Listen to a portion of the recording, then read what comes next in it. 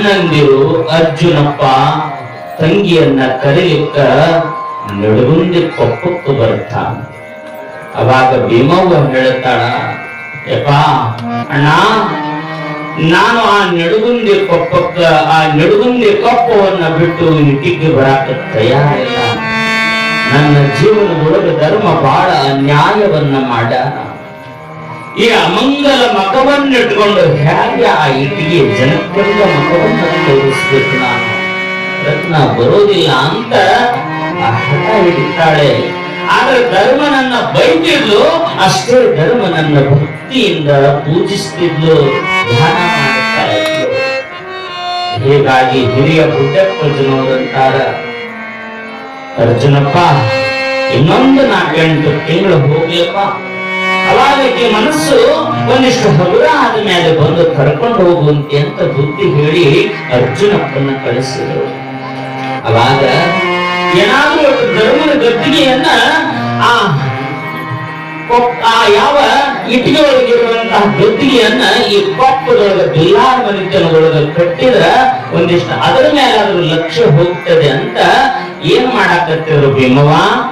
ಮತ್ತೆ ನೀ ಇಟ್ಟಿಗಂತೂ ಹೋಗಾಕ ಒಲ್ಲೆ ಅನ್ನಕತ್ತೀರಿ, ಇಲ್ಲೇ ಈ ಮನೆಯೊಳಗ ಧರ್ಮದ ಗದ್ದಿಗೆ ಕಟ್ಟಿ ಬಿಡುತ್ತೇವೆ, ನಿತ್ಯ ಪೂಜಾ ಮಾಡ್ರಿ ಅಂತ.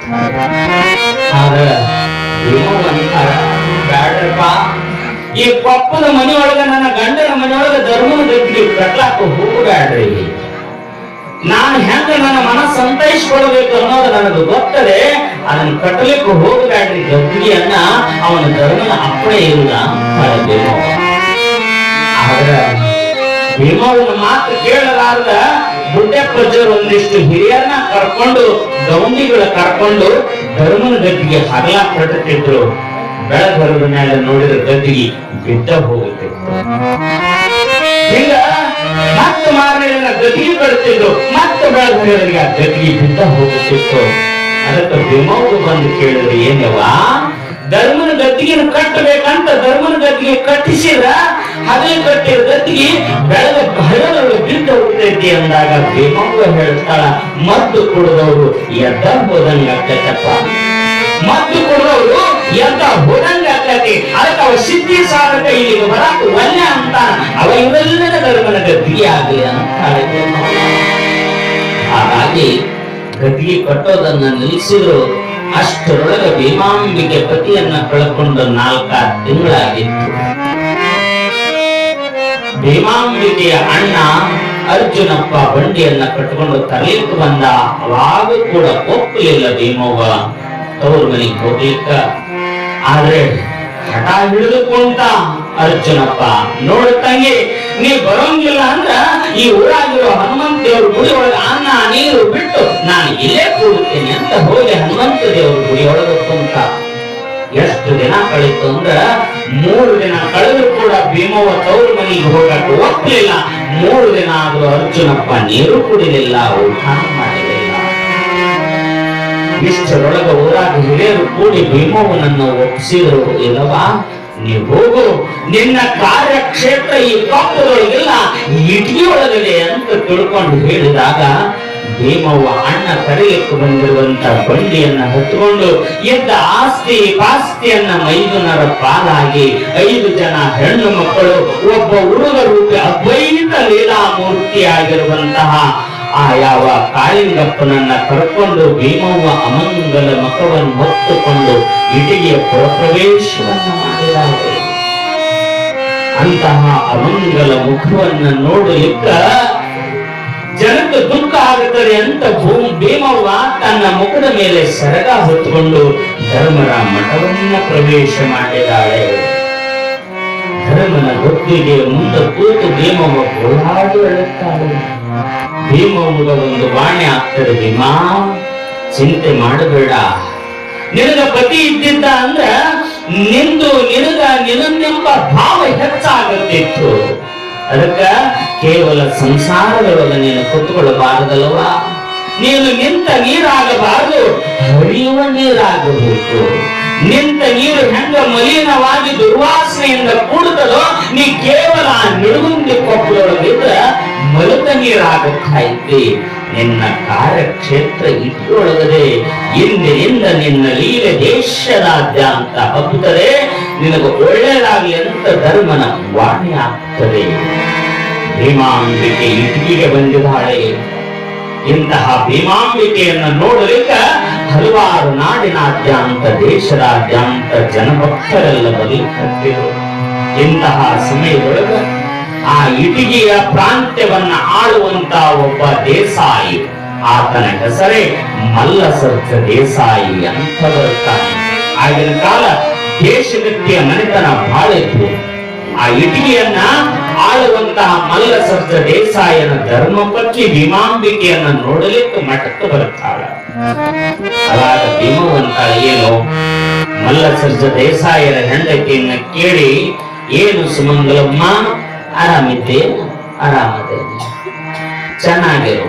ಮತ್ತು ದೇಸಾಯ ಹೆಂಗದಾರ? ಅವರು ಚೆನ್ನಾಗದ. ಆದ್ರ ಧರ್ಮ ಒಂದು ಮಾತು ಹೇಳಕತ್ತಾನ, ಸುಮಂಗಲಮ್ಮ, 4 ದಿಕ್ಕಿನ ಯಾತದೊಳಗಿರುವ ಬಾವಿಯ ಕಡೆಗೆ ನಿಮ್ಮ ಪತಿ ಹೋದ್ರ ಆತನ ಬೆನ್ನೊಳಗ ಹುಣ್ಣು ಹುಟ್ಟುತ್ತದ, ಕಳಿಸ್ಲಿಕ್ಕೆ ಹೋಗಬೇಡ ಅಂತ ಯಾವ ಮರ್ಮದ ಮಾತನ್ನ ಭೀಮಾಂಬಿಕೆ ಹೇಳ್ತಾಳೆ. ಅವಾಗ ಆಯ್ತವ, ನೀ ಹೇಳಿದಂಗ 4 ದಿಕ್ಕಿನೊಳಗಂದ ಆ ಮಲ್ಲಸರ್ಜ ದೇಸಾಯರ ಹೊಲದೊಳಗ 4 ದಿಕ್ಕಿಗೂ ಕೂಡ 4 ದೊಡ್ಡ ಬಾವಿಗಳಿದ್ವು.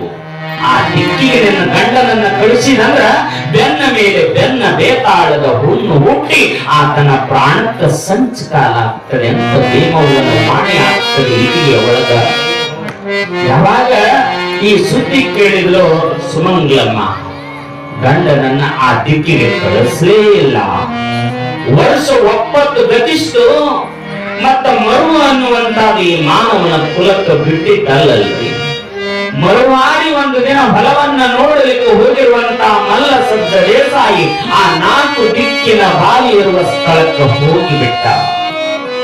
ಕ್ಷಣ ಮಾರ್ಗದೊಳಗ ಭೀಮವ್ವ ನುಡಿದಂತೆ ಮಲ್ಲಸರ್ಜ ದೇಸಾಯಿಯ ಬೆನ್ನ ಮೇಲೆ ಬೆನ್ನ ಬೇತಾಳ ಹುಣ್ಣು ಹುಟ್ಟಿ ಪ್ರಾಣ ಕಳೆದುಕೊಳ್ಳುವಂತ ಹಂತಕ್ಕೆ ದೇಸಾಯಿ ಬಂದುಬಿಟ್ಟ. ಹೀಗಾಗಿ ವಿರಾಜನಾಗಿ ಸರ್ವ ಮಾನವ ಕುಲವನ್ನು ಧರಿಸಲಿಕ್ಕಾಗಿ ಅವತರಿಸಿದ ಭೀಮಾಂಬಿಕೆಯ ಬಳಿಗೆ ಮಲ್ಲಸರ್ಜ ದೇಸಾಯರ ಧರ್ಮಪತ್ನಿ ಸುಮಂಗಲಮ್ಮ ಬರ್ತಾರೆ. ಬಂದಿಯವ್ವಾ, ನೀನು ಅಂದು ನುಡಿದಿದ್ದೆ, ನಿನ್ನ ಮಾತನ್ನ ಬಹಳ ಜಾಗ್ರತೆಯಿಂದ ಪಾಲಿಸಿದ್ವಿ. ಆದ್ರೆ ಮರುಹಾರಿ ನನ್ನ ಪತಿ ಆ 4 ದಿಕ್ಕಿನ ಯಾತದ ಬಾವಿ ಕಡೆಗೆ ಹೋಗಿ ಬೆನ್ನೊಳಗ ಬೆನ್ನನ್ನು ಹುಟ್ಟಿದೆ. ಎಲ್ಲಿ ತೋರಿಸಿದ್ರು ಕೂಡ ಗುಣಮುಖ ಆಗುವಂತ ಆ ಕಾಯಿಲೆಯನ್ನ ನೀನೇ ಗುಣಮುಖ ಮಾಡಬೇಕು ತಾಯಿ ಅಂತ ಬೇಡಿಕೊಳ್ಳುತ್ತಾಳೆ ಭೀಮವ್ವನಿಗೆ. ಅವಾಗ ನೋಡು ಸದ್ದರಮಣಿ, ಚಿಂತೆಯನ್ನ ಮಾಡಬೇಡ. ಅವ ಧರ್ಮ ಹೇಳಕತ್ತಾನ, 2 ಬಲುತ ಬದನೆಕಾಯಿಗಳನ್ನ ತಗೊಂಡು 1 ಬದನೆಕಾಯಿಯನ್ನ ಸುಟ್ಟು ಆ ಬೆನ್ನ ಬೇತಾಳ ಹುಣ್ಣ ಕಚ್ಚು, ಇನ್ನೊಂದು ಬದನೆಕಾಯಿಯನ್ನ ಹೆಚ್ಚಿ ಪಲ್ಯ ಮಾಡಿ ಅವನಿಗೆ ಉಣಿಸು, ಗುಣಮುಖ ಆಗ್ತದೆ ಅಂತ ಭೀಮವ್ವ ಹೇಳಿ ಕಳಿಸ್ತಾನೆ. ಮಲ್ಲಸರ್ಜ ದೇಸಾಯರ ಧರ್ಮಪತ್ನಿ ಸುಮಂಗಲಮ್ಮ ಹೋಗುತ್ತಾಳೆ. ಅಂದು ಎಲ್ಲೂ ಹುಡುಕಿದ್ರು ಕೂಡ ಬದನೆಕಾಯಿ ದೊರಕೋದೇ ಇಲ್ಲ. ಮನದೊಳಗೆ ಅಂದು, ಭೀಮವ್ವ ಸುಳ್ಳ, ನನ್ನ ಪತಿಯ ಪ್ರಾಣ ಇನ್ನೇನು ಹೋಗ್ತದೆ ಅಂತ ಹೇಳಿದ್ರೆ ನಾನು ದುಃಖ ಪಡುತ್ತೇನೆ ಅಂತ ನನಗೆ ಸುಳ್ಳ ಹೇಳಿ ಕಳಿಸಾಳ ಅಂತ ಅಂದುಕೊಂಡು ಆ ಇಟಿಗೆ ಗ್ರಾಮದೊಳಗ ತೆರೆದ ಮನೆಯ ಬಾಗಿಲ ಮನೆಯೊಳಗ ಎಲ್ಲರಲ್ಲೂ ಕೇಳಿದ್ರು, ಎಲ್ಲೂ ಕೂಡ ಬದನೆಕಾಯಿ ದೊರಕಲೇ ಇಲ್ಲ. ಕೊನೆಯದಾಗಿ ಈ ಸುದ್ದಿಯನ್ನ ತಿಳಿಸ್ಬೇಕು ಅಂತ ಮಲ್ಲಸರ್ಜ ದೇಸಾಯನ ಧರ್ಮಪತ್ನಿ ಬಂದು ಭೀಮಾಂಬಿಕೆಯಲ್ಲಿ ಹೇಳ್ತಾಳೆ, ಯವ್ವ, ನೀ ಹೇಳಿದಂಗ ಎಲ್ಲೂ ಕೂಡ ಬದನೆಕಾಯಿ ದೊರಕಲಿಲ್ಲ. ಮತ್ತು ಬದನೆಕಾಯಿ ದೊರಕಬೇಕಾವಾಗ, ಕಾಯಕ ಹಚ್ಚಬೇಕಾವಾಗ, ಉಣ್ಣಾಕ ಕೊಡಬೇಕಾವಾಗ ನನ್ನ ಪತಿ ಯಾವಾಗ ಬದುಕಬೇಕವ್ವ? ನನಗೆ ಯಾಕೋ ನೀ ನುಡಿದ ಮಾತು ಸುಳ್ಳಾಗ್ತದೆ ಅನ್ನಿಸ್ತದೆ. ಭೀಮಾಂಬಿಕೆ ಹೇಳ್ತಾಳೆ, ಹುಚ್ಚೆ, ಸುಳ್ಳಲ್ಲ. ಅವ ನುಡಿದ ಮಾತೆಂದಿಗೂ ಕೂಡ ಖುಷಿಯಾಗಲಿಕ್ಕೆ ಸಾಧ್ಯವಿಲ್ಲ. ಅವ ನುಡಿದ ನುಡಿಗಳನ್ನೇ ನಿನಗೆ ಹೇಳುವಂತದನ್ನ ನಾನು ಮಾಡಿದ್ದೇನೆ. ಅವ ನುಡಿದ್ರ ಧರ್ಮ ಇಲ್ಲ ಅಂತ ಅರ್ಥ. ಅವ ನುಡಿದಿದ್ದು ಸತ್ಯ ಆಗುತ್ತದೆ ಅಂದ್ರೆ ಅವ ಅದಾನಂತ ಸತ್ಯ ಅಂತ ಹಿಂಗ ಗಂಡಾಘೋಷವಾಗಿ ಹೇಳುವುದೊಳಗ ಚೊಳಚುಗುಡ್ಡದಿಂದ ಒಂದು 80 ವರ್ಷದ ಮುಪ್ಪಾನ ಮುದುಕೆ ಬುಟ್ಟೆಯೊಳಗ ಬದನೆಕಾಯ ಬುಟ್ಟಿಯನ್ನ ಹೊತ್ತುಕೊಂಡು ಆ ಧರ್ಮರ ಮಠಕ್ಕೆ ತರುತ್ತಾರೆ. ನೋಡು ಹುಚ್ಚಿ, ಈಗ ತಾನೇ ಧರ್ಮ ನೋಡುವುದು ಸುಳ್ಳು ಸುಳ್ಳು ಅಂದಿ. ಏನು ಬಾದಾಮಿಯ ಬನಶಂಕರಿಯೇ ಈ ಬದನೆಕಾಯಿ ತಗೊಂಡು ಬಂದಾಳು, ಏನು ಚೊಳಚುಗುಡ್ಡದ ಆ ಅವ್ವ ರತ್ನಮ್ಮ ತಗೊಂಡು ಬಂದಾಳ ಗೊತ್ತಿಲ್ಲ. ಅದ್ರಾಗ 2 ಬದನೆಕಾಯಿಗಳನ್ನ ಸುಮಂಗಲಮ್ಮ ಆ ಬುಟ್ಟಿಯಲ್ಲಿರುವ 2 ಬದನೆಕಾಯಿಗಳನ್ನ ತೆಗೆದು ಭೀಮಾಂಬಿಕೆ ಕೈಯೊಳಗೆ ಕೊಡುತ್ತಾಳೆ. ಭೀಮಾಂಬಿಕೆ ಧರ್ಮನ ಗದ್ದುಗೆ ಮುಂದಿಟ್ಟು ಸಂಕಲ್ಪವನ್ನ ಮಾಡಿ, ತಗೊರವಾ ಈ ಒಂದು ಬದನೆಕಾಯಿಯನ್ನು ಸುಟ್ಟು ಆ ಬೆನ್ನ ಬೇಕಾದ ಹುಣ್ಣ ಖರ್ಚು, ಇನ್ನೊಂದು ಬದನೆಕಾಯಿಯನ್ನ ಹೆಚ್ಚಿ ಆತನಿಗೆ ಪಲ್ಯ ಮಾಡಿ ಉಣಿಸು, ಮುಕ್ತನಾಗುತ್ತಾನೆ ಆ ಕಾಯಿಲೆಯಿಂದ. ನಾನು ಕೇಳಬಾರದು, ಆದ್ರೂ ಒಂದು ಮಾತು ನಿನ್ನ ಕೇಳಾಕತ್ತೇನಿ.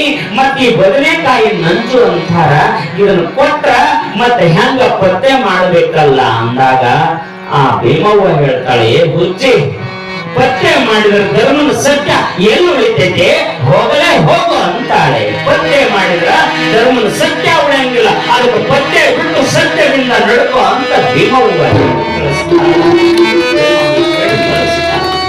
ಹೀಗಾಗಿ ಹೋಗಿ ಆ ಭೀಮವ್ವ ತಾಯಿ ಹೇಳಿದಂಗ ಸುಮಂಗಲಮ್ಮ ಒಂದು ಬದನೆಕಾಯಿಯನ್ನ ಸುಟ್ಟು ಮಲ್ಲಸರದ ದೇಸಾಯ ಬೆನ್ನಿಗೆ ಹಚ್ಚಿದ್ದಾರೆ. ಇನ್ನೊಂದು ಬದನೆಕಾಯಿಯನ್ನ ಹೆಚ್ಚಿ ಪಲ್ಯ ಮಾಡಿ ಆತನ ಊಟಕ್ಕೂ ಕೊಡುತ್ತಾಳ. ಉಂಡು ಕೇವಲ 5-10 ನಿಮಿಷದೊಳಗ 100,000 ರೊಕ್ಕ ರೂಪಾಯಿ ಕಳೆದುಕೊಂಡಿರುವಂತಹ ಮಲ್ಲಸಜ್ಜ ದೇಸಾಯ ಬೆನ್ನ ಬೇತಾಳ ಹುಣ್ಣ ಗುಣಮುಖವಾಗ್ತದೆ, ಗುಣಮುಖ ಆಗ್ತದೆ. ಹಿಂಗ